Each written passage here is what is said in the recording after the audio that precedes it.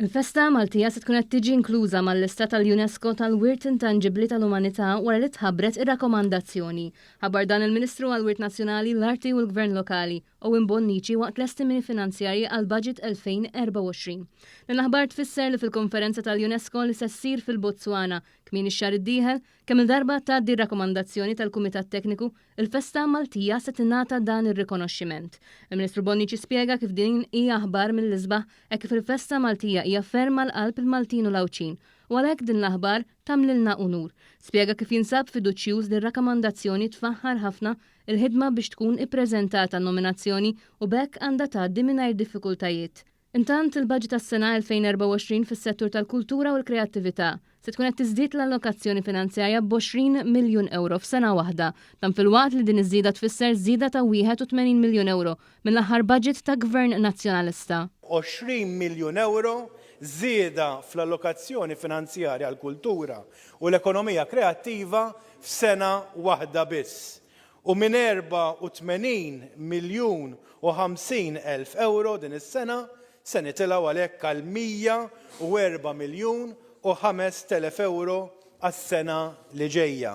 U taf kemm kienet l-allokazzjoni għall-kultura, l-arti u l-ekonomija kreattiva fl-aħħar budget ta' Gvern Nazzjonalista?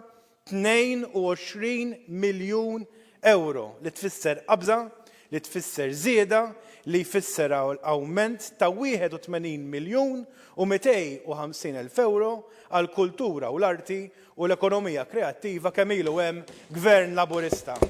Semma kif fit-tmiem din is-sena se tkun qed tiġi inawgurata il-proġett tal-Palazz tal-President kif bħalissa qed isir xogħol kbir ta' rewstaw xogħol li qatt ma sar fl-istorja. Dan grazzi għall-investiment ta' 30 miljun euro minn fondi Ewropej u fondi nazzjonali. Is-Segretarju Parlamentari għall-Gvern Lokali Alison Zerafa Civelli spjegat kif l-aħħar sena kienet sena impenjattiva b'ħidma sfiqa mill-kunsilli lokali u reġjonali kollha. Nemmnu ħafna fil-kunsilli lokali u għal daqstant jiena ħerqana sabiex inkomplu infasslu l-idejat flimkien u nkomplu naħdmu għal ġid tar-residenti tagħna. Id-deputat tal-Partit Laburista Romilda Zarb tkellmet dwar l-importanza tal-kultura u kif għandna dejjem nipperservaw il-wirt tagħna permezz ta' aktar investiment.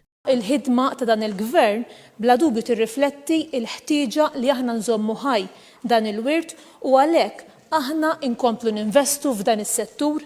Id-deputat tal-Partit Laburista Davinja Sammutin li tennit l-importanza tal-kunsilli lokali kif ukoll ħeġġet lil pubbliku biex jikkandida ruħu għal kunsilli lokali b'mod partikolari iż-żgħażagħ. Nappella sabiex ikonna aktar kandidati fil-kunsilli lokali li issa wkoll daħħalna il-kariga ta' sindku wkoll ta' 16 u 17 sena nħeġġeġ iż-żgħażagħ sabiex jikkandidaw ruhom għal kunsilli lokali.